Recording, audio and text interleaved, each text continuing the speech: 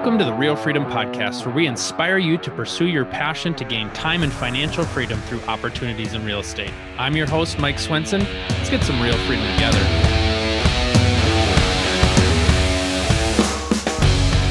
All right, welcome everybody. We've got a brand new episode of Real Freedom Stories, and I'm so excited. Today we're going to talk a lot about short-term rentals.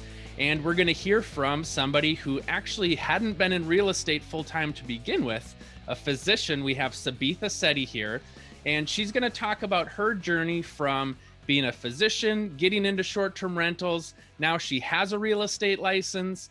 And so not only is she focused on helping and growing her own business, but in others as well, and teaching them how to do short-term rentals and talk strategy and all sorts of great stuff. So welcome to the show, Sabitha. We're so excited to have you. And if you want to just take a couple minutes and share a little bit more about you. Yeah, absolutely. Thanks for having me, Mike. I really appreciate it. So as Mike mentioned, my name is Sabitha Setty. I'm a physician by training. I was an accidental landlord and then an intentional short-term rental real estate investor. And then to make my life a little crazier, I decided to design and market and sell and teach a course on how to invest in short-term rentals. And if that wasn't crazy enough, then I got my real estate license. And now I'm building out a referral-based business to connect my people that are in my class and in my Facebook group with agents across the country that can help them get into the short-term rental market. So interestingly enough, I stayed at my first Airbnb in 2017. And the reason I did that was because in 2016, I had gone on vacation and it had been a number of years since I'd gone anywhere. I'm a single mom by choice. So it was me and my son. And I just thought, oh, I'll just book a hotel. We were going to San Diego. I thought, I'll book a hotel. And I had taken a friend with us. And honestly, it never occurred to me like the logistics of being in a hotel room with a child. And it was horrible. And, and there's no other way. I can attest to that with 3 boys. Yep. Yeah, it's really horrible. And I remember we had a pack and play in the corner and my son was, there was nowhere for him to play. There was nowhere for him to be. He was either in the pack and play or on the bed. And so anyway, long story short, the following year, I stayed in my first Airbnb and fell in love with the whole concept. It was an apartment in downtown Los Angeles. It was around Thanksgiving. So I was there visiting friends for Thanksgiving and I didn't want to stay in their small apartment. So we booked a place. And as my girlfriend and I were sitting on the couch chatting about this apartment, my son was in a bedroom sleeping, taking a nap because he was 2 years old. And we sat there and we were like, this is just amazing. Like there's a kitchen, there's a bathroom, there's a bedroom, there's all this space. And so she and I was addicted to Zillow to begin with. So I got on Zillow, I looked at the apartment, found out what it cost. We kind of did the backwards math of what I was paying and what do you think it would cost to clean this place? How much is this furniture? It wasn't anything special. It was all, IKEA kind of stuff. And it didn't take long. We were like, okay, so this is a really lucrative business. And quite honestly, it just never dawned on me before to even consider it or look into it until I stayed at my first property. So that's kind of how that was the seed that was planted. And, fast forward 4 years, I've got 5 properties that are on Airbnb and I just love it. Well, I think you're exactly right. Going back to the idea of having a child in a pack and play, we have 3 children. Yeah. And when you go to reserve a hotel room, right, it's usually 2 queen beds or a king and a pullout. And so when you put in an occupancy of 5 people in a hotel room, it wants to try to book you in 2 hotel rooms. Yes. And so similarly, we looked at an Airbnb this summer and now our youngest, he's 3, he's old enough to at least understand, like he's able to be in a hotel room and not completely disrupt things, but we did the pack and play thing in the corner and he wakes up in the middle of the night and he's wondering what's going on. Where am I? He's crying. And really the only option is to bring him into bed with you. Well, then he's kicking and tossing and turning and it's no good for anybody to the point to where it's tough to want to sleep in a hotel room, and every child's different, so I'm sure Right. other people that have babies that sleep wonderfully don't have that same experience, but it's a different circumstance. Or, Yeah. we just stayed in a hotel 2 weeks ago when we traveled to a family member's house, and we got them to bed, everybody got asleep. Well, then I'm sitting next to the door with the bathroom light on with my computer, working, because Right. you're all in the same room. And Yeah. sometimes you can find a hotel where you've got a little bit of a separation. Sometimes you can't, depending on the city you're in. We were in a small town with only one hotel choice. So it's kind of Right. like, this is what you get. So, Right. I think for those people that haven't been open to the idea of a short-term rental, or maybe never used a short-term rental, just understanding like it can accomplish a whole different set of check boxes that you never thought possible with a hotel. Oh, And I think that's a key piece too, is you legitimately are meeting a need that people have out there that the typical hotel may not fit. right. And I was so happy to pay the rate for my Airbnb, that nightly rate, because we were just getting so much out of it, quite frankly. And Mhm. my son is a rooster, he's up at 5 a.m. And it's one thing to get away, be awake at 5 a.m. It's a whole nother thing to be functioning at 5 a.m. So, Right. in a hotel room, like if I need a cup of coffee and I have to go downstairs, I've got to tote a 2-year-old with me.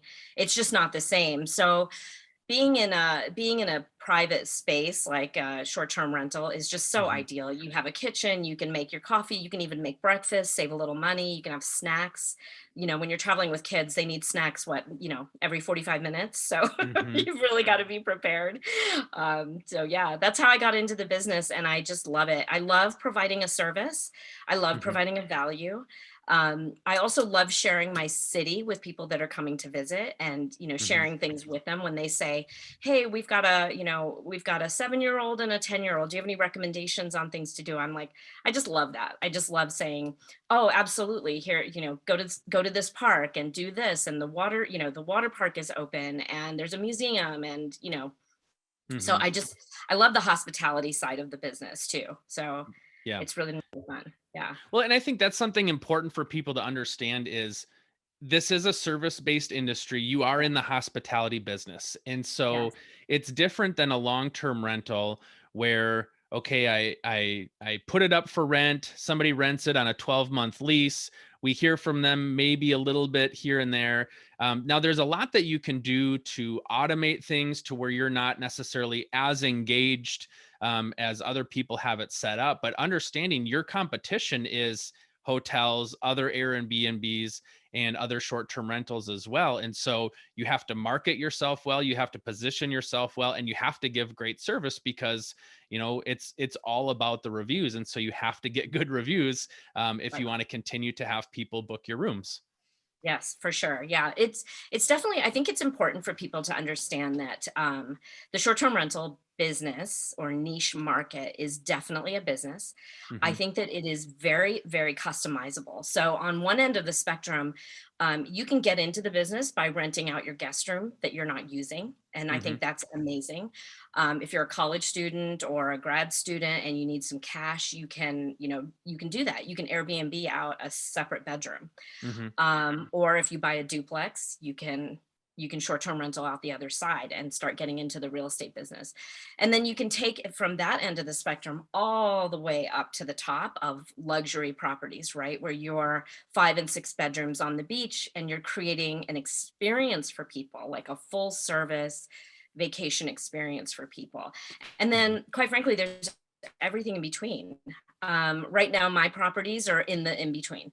I focus on families that are traveling, couples that are traveling, and individuals that are traveling in my down to my Phoenix properties that are just studio apartments and Hmm. 2-bedroom apartments. So that's my target audience, really, my avatar. At some point, I wouldn't mind getting into that luxury feel, creating that experience or whatever, but that's for Hmm. the future, for Yeah. sure. Yeah. Yeah, and then along with that too, you can be as involved or not as involved. Obviously, if it's, renting out a bedroom in your house, you're going to be pretty involved because they're going to be Yeah. living with you. I've Yes. seen properties where, they, it, close to me, there's somebody who lives on a lake and they have a separate cabin, just like a Uh-huh. 1 bedroom cabin that they rent out. And so it could be on your property, but not necessarily in your house. Correct. Or like you said, completely separate properties, completely separate areas. I mean, you could own an Airbnb in another state if you want to, and Mhm. still find ways to automate it and be, hands off if you need to. So, Yeah. why don't you talk a little bit about how you, because I know everybody wants to know, how do you find these? How do you understand the financials behind them to know whether I'm investing in something that's a good opportunity or not? Because you obviously need people to stay there to make it financially viable. And so how does that look like in terms of seasonality and things like that? How do you kind of analyze the opportunity? That's a great question. So it's kind of multifactorial. So I think the first question you have to ask yourself is location, right? Location, location, location. Where do you want a vacation property?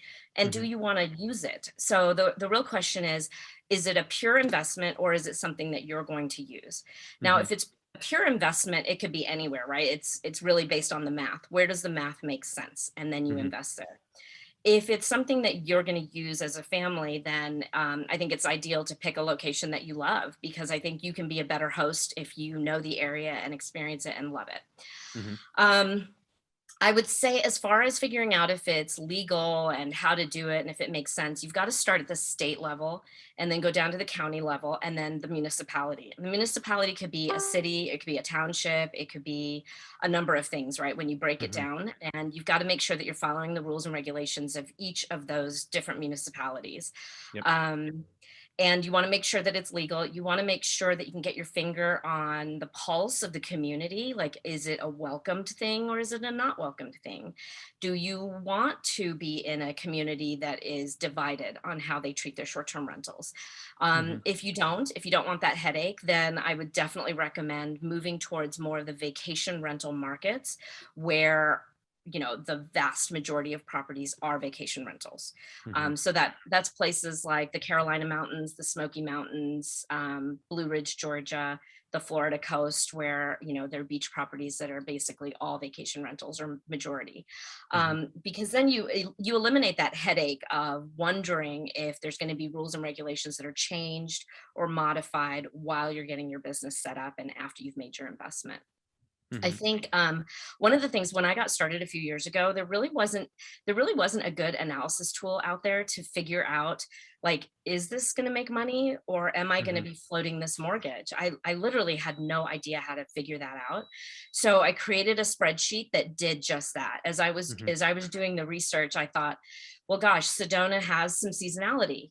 We've got the spring is a big time for us and the fall is a big time. And I had no idea how the summer would do or the winter. So I created a 12-month spreadsheet that kind of goes through all the calculations to account for all the seasonality. There are tools out there. I don't know if your listeners have heard of airdna.co, but they scrape all the data from Airbnb as well as VRBO, and they Hmm. can give you some guidance on what the average daily rate is, and it's referred to as the ADR, and they Yep. can give you some guidance on what the occupancy rate is across the board in your area. And then when you subscribe to AirDNA, they give you a lot of free information, but then when you Hmm. subscribe, you can really dial down and deep into analyzing your particular city. And what you want to do is analyze your property against like properties, right? You want apples to apples. So three Hmm. bedrooms compared to 3 bedrooms, 4 bedrooms compared to 4 bedrooms. And then a little deeper, you want to check out the amenities, right? A 3 bedroom with a pool is going to rent differently than a 3 bedroom without a pool. So Hmm. you'll want to kind of take that into consideration and crunch the numbers that way. So Hmm. yeah, so I And use what a pro forma to help me analyze. Well, I was just going to ask quick, when you think about the busy season in Sedona versus the not busy season, how does the vacancy change in a month? How many dates out of the month are you booked in the busy seasons versus not, just for folks to get an example? Yeah, absolutely. So Sedona is a pretty great market for all year visitors. Hmm. But I will say this. So I think it was August of this year, I had about a 50% occupancy, which was shocking. Mm-hmm. Shockingly low, I should tell you, Yep. because normally my occupancy is 75 to, quite honestly, 99%. Mm-hmm. There are times when, and if you're that high, and what I've learned over the years is when your occupancy gets above 80, 85%, chances are your prices are too low. So you Mm-hmm. need to bump up your prices a little bit. I personally don't really like having back to back to back bookings. I really like my property to have an opportunity to breathe. I like to have the opportunity to get a handyman in there and do things. I also like Mm-hmm. the opportunity to go there myself occasionally and just spot check things, just make sure, are all the light bulbs working? Do I need to Mm-hmm. recharge the lock on the door, and all the little things? I like to just kind of Mm-hmm. pop in. Um, so yeah, if you get above 90% occupancy, you really probably need to raise your rates a little bit, and take that into consideration. So in Sedona, a low occupancy is probably 30%. Mm-hmm. I haven't had that yet. And then the high is almost 100%. And how does that change in some of the other markets that you've looked at? Say for example, we've talked about, I live in Minnesota. People like to come here in Minnesota in the summer. Less people like to come in the winter, and so obviously you could have a much different swing than in a place like Sedona where it's warmer all the time. Right. And the same thing happens in, the Smoky Mountains and on the beaches, right? The beach properties are going to be booked all summer. And then the shoulder seasons taper off. And then the winter, you might only have the holidays. Families that decide they want to be at the beach for Christmas, they might Mm-hmm. book Thanksgiving or something like that, or the high holidays. So, I mean, you just have to do your due diligence. I think that's where AirDNA comes in, airdna.co comes in handy, is to really Mm-hmm. dial into that market and kind of figure out that occupancy based on the season, for Yep. sure. And that you Another, really want to look at it at a 12-month lens, oh because yes, making your buying decision is, you got to look at all 12 months, because you're going to have your highs, you're going to have your lows, but really that 12-month lens of, okay, my mortgage payment, my expenses are X, how much income am I going to experience for a full year to decide if there's enough margin there, right? yeah, 100%. And that's what's so different about long-term rentals compared to short-term rentals, right? Like long-term rentals, once you get a tenant in there, it's a fixed situation. The rent is Mm-hmm. the rent. The tenant's going to be paying some of their utilities. You're going to be paying whatever you've set up. And it's really just a static picture of the financial scenario. Mm-hmm. Short-term rentals are so different. That's why you need a pro forma to take a look at each and every month, because if you buy like, let's say you buy a beach property in January, you close on it in January, and January through mid-March, you're going to be floating that property, Mm-hmm. right? You're going to be Right. paying a lot. And here's the thing, the expenses of a short-term rental are also somewhat fixed, because if there's nobody booking your property, it's not like you can turn off the Wi-Fi, turn off the electricity, turn off Right. the water, sewer, and trash, right? So you still have those fixed expenses. So you really need to know if you can float that property through those few months until you start getting those bookings for, May, June, July, August.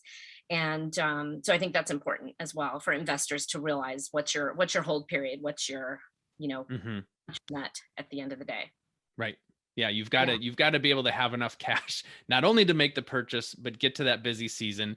And then are you going to Yes. have enough in reserves to get you through to the next busy season the next year? So Right. it's Right. going to take a little bit of time before you might realize those gains. Yeah, and you also have to have reserves. So this is different from long-term rentals. You have to have reserves to cover things like a new set of dishes, or a new set of linens, a new set of, and these are small expenses in the grand scheme of things. But if Mm-hmm. you've got 5 bedrooms and you're buying 5 sets of sheets times 2, so 10 sets of sheets, you've got to build that in, to your situation, because that can change, right? Yeah. Well, and I Yeah. think that's another thing in terms of expenses to look at when you're purchasing a property is, Mhm. you have to furnish the property now. So not only are you looking at, can I buy it? Not only are you looking at what's the busy season, but now you're looking at, I've got to buy a bunch of stuff, because they are using my dishes, they are using my bed. And so Yeah. all of that stuff and decorations. So you Yeah. are going to have a beginning set of hard costs that you're Yeah. going to have to incur as well to get it up and running. So what does that typically look like, or what are some suggestions you have for people for maybe furnishing a property? Yeah, so it's really variable. It depends on the property itself and how you want to furnish it. So if it's a mid-range property, you can get away with, Amazon and Wayfair and some of the lower end IKEA kind of products. And then Hmm. if you're doing a luxury property, you're not going to fill it with IKEA. So you need to step it up and have the budget to buy the nice leather couches and the beautiful furnishings and the artwork. So really depends on the property. I think for the average, say 3 bedroom, 2 bath house, you probably want to at least account for about 25 grand Hmm. in, linens, dishware, kitchen appliance, kitchenware, furnishings, towels, bed frames, mattresses, all the things. Yeah. Hmm. Yeah. Are there It's a some lot. things? Are there some things in terms of like picking out beds, right? Because it's one thing where that bed is going to be a make or break Yes. for a lot of people in terms of reviews. So, what are things that you've learned along the way in terms of some of those furnishings of what's going to hold up well versus maybe what's not? Yeah, it just so I've bought a combination. So I've done a combination of furnishing from ground zero, and I've also bought properties that are already furnished. There Hmm. are pros and cons to each. I think buying a property that's completely empty and you start from scratch, at least you get to design it and you get to think about it in a in kind of a logical manner. Hmm. However, buying something that's already furnished gives you the opportunity to just kind of go in there, test things out, refresh what you need to refresh, and get it on the market really quickly, which is huge because right now with COVID, there's a lot of delays in supply chains, and so Hmm. you might order something and it could be 5 or 6 weeks until you get it. So 5 weeks later, that's a whole nother mortgage payment. So Right. right now it's actually kind of beneficial to look for properties that are already furnished so that you can just refresh what you need to refresh. Hmm. I've had really good luck with the Zenus green tea mattresses. I have a lot of great reviews. People say they love them. I get my towels from Costco right now. I get my sheets from Amazon. Um, Dishware, it just depends. I have Corel at most of my places because it's sturdier and it lasts, and they're mid-range properties. So it really, Hmm. I think you have to take the whole picture into account of what property you have and what your guest is expecting and what you're charging, right? I Hmm. think you want to set the expectations properly, and I think that's one of the ways you can get really good reviews is you set the guest expectations properly and you set the price properly. If you're charging $600 a night and somebody's on a creaky mattress with a frame from IKEA, they're probably not going to give you a great review because they're going to Hmm. walk in expecting luxury at $600 a night, and they're not going to get it. And so Hmm. you've really kind of got to match up the feel, the price, and the expectation of your guests for sure. Did you have to make any adjustments like that on the fly where maybe you got some constructive criticism on a property, or do you feel like you properly kind of assessed that at the beginning? I think I've gotten really lucky. I've Hmm. I've really kind of assessed things properly and priced things properly. Um, I have really not gotten anyone that said, "Oh, the value just wasn't there." Hmm. Um, I've had my property in Phoenix is in a up and coming neighborhood. Hmm. So it's got that urban feel to it that not everybody is going to love. And Hmm. so I have gotten a little bit of criticism there, like, oh, the dogs in the neighborhood were barking, or oh, this neighborhood didn't feel safe, and things like that. And so what I do with that is I actually change my listing description Hmm. and I couch everything in a way that is not, I'm not pointing out flaws. I'm not going to say, hey, this is a sketchy neighborhood, right? I Hmm. say, hey, this is an up and coming urban neighborhood. There's a lot of foot traffic. Light sleepers may not do well. Hmm. And so I set the stage for, if somebody's reading the description, they say, ooh, that's not going to go well with me. Then they can Yep. move on, right? They can book somewhere else. So I think that's really important. If you have a property that's hard to get to, so I just did a little vacation checking out some unique Airbnbs in Joshua Tree.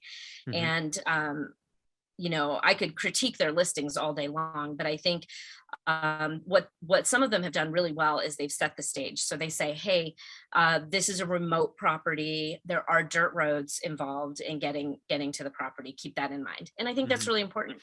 Set the stage, set the expectations. It's up to your guests, your potential guests, to book or not book based on how you describe your property. Mhm. So Yeah, yeah, when we were looking at Airbnbs in Michigan this summer, yeah, we kind of booked late, so it was tough to find anything available. But then there was a couple where it was rustic cabins, no Wi-Fi, and I was like, let's see here, 3 kids with no Wi-Fi, that's not going to fly on a vacation, right? Um, yeah, so yeah, it's good to be accurate, and I do like that because you are setting a realistic expectation. Certain places accommodate certain people and certain ones yeah. don't. And so really being clear on that is going to help you in the long run. You'd rather have somebody book and be happy than to book more people and get a negative review that might impact that in the future. I Um, also think that when you're setting up a property, you have to have an avatar in mind.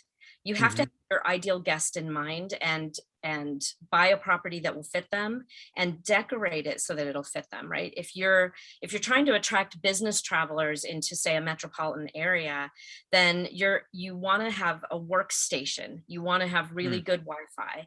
You want to have good lighting at the desk if they're going to be doing meetings, working remotely.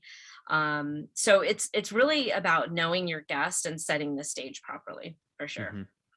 What are some things that folks might need to know in terms of, because you had already mentioned charging the locks, right? So you've got Yeah. electronic locks on properties, talking about kind of that check-in experience, property management, cleaning, maintenance, that type of stuff. What are some other things that are important for people to know? Yeah, so it depends on how much hands-on you want to have with your properties. I like to be a little hands-off whenever I can, and therefore I have the choice to be hands-on. Hmm. So I like to have Ring doorbells to kind of have a visual of how many people are there.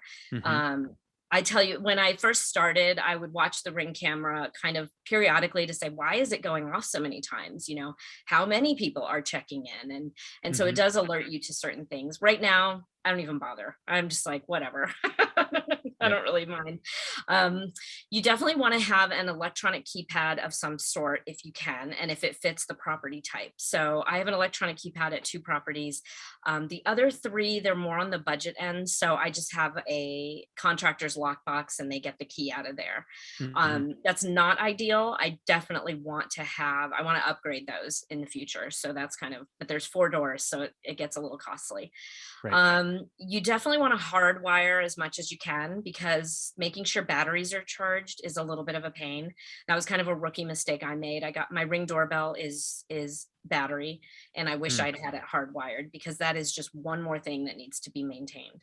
right. So, um, depending on your property and how large it is, there are noise alert monitors. So if you want to prevent parties or larger gatherings, you can put those into the property. And what it does is it just reads decibel levels. It's not recording actual conversations or anything. It's just checking the levels of the noise. Hmm. Um, and then, some people, pro and con on the camera situation outside of a Ring doorbell. Some people like to have cameras at their pool or jacuzzi or whatever. Hmm. You have to really disclose that in your listing to make sure people know. I personally wouldn't rent a property that said, "Hey, there's a camera facing the pool." I'd be like, "No, thank you." Right? Right. That's not my idea of a relaxing vacation at all.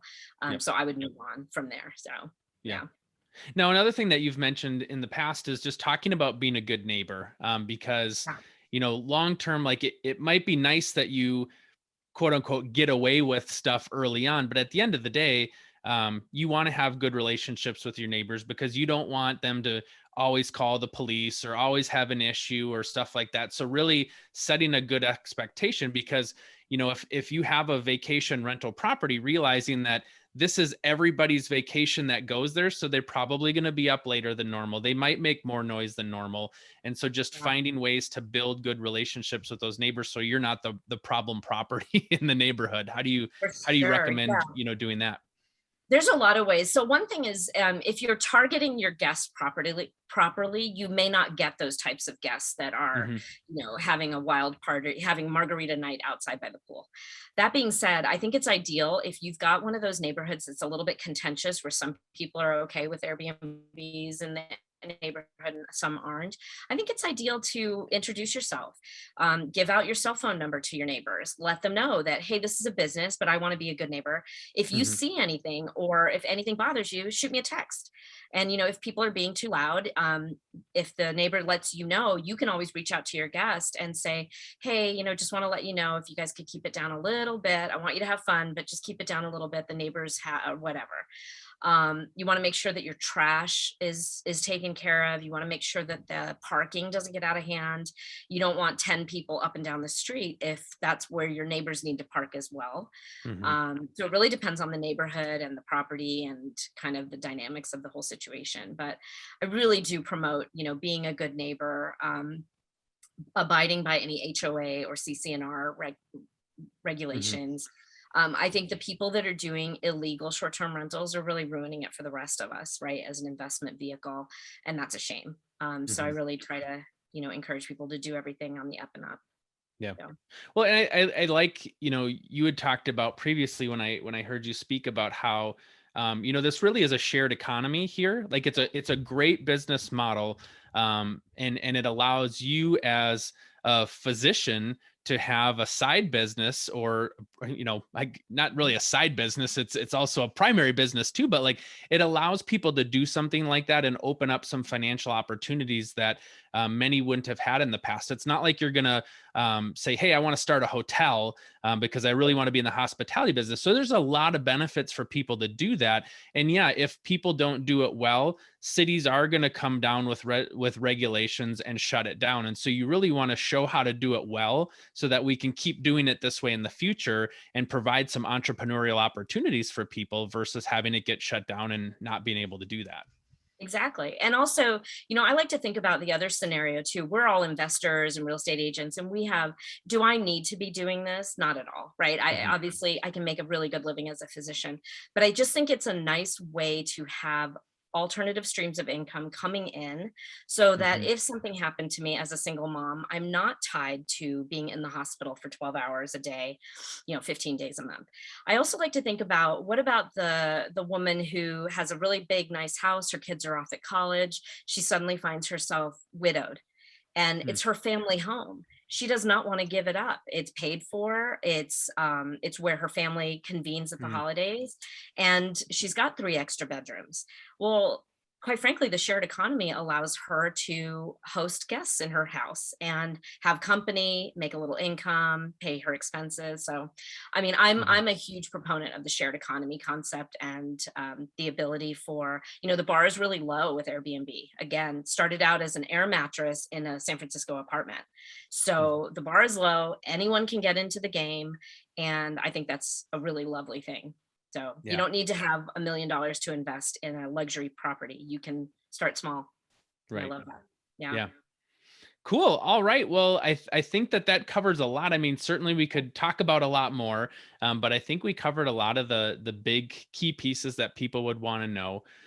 For folks that have love what you've shared, how can they learn more about you and learn more about what you're doing? Yeah, thank you so much. So I have a Facebook group. It's called the Unorthodox Doc Short-Term Rental Group. And then I also teach a course called Roadmap to Investing in Short-Term Rentals. It launches a couple times a year. Hmm. And they can reach out to me in either of those areas. And then, of course, the unorthodoxdoc@gmail.com. So Yep. those are all the ways to get to me. And I think in the short-term rental community, it's good to meet others and communicate with others because you're going to learn so much faster that way versus trying to figure it out yourself. I mean, even though I don't have a short-term rental yet, Mhm. being in these communities has helped me to understand, like, okay, I need to think about this and this and this, or yeah, that's a really important thing. So I think getting involved in those communities is really beneficial, and it's going to raise the learning curve and then raise your bar of professionalism and ultimately your bar of success in doing this. So there's a lot of value there in what you're providing for people. Yeah, absolutely. I agree. Thank you. Awesome. Well, thank you so much for coming on and sharing. We really appreciate it. You're welcome. And thanks for having me on.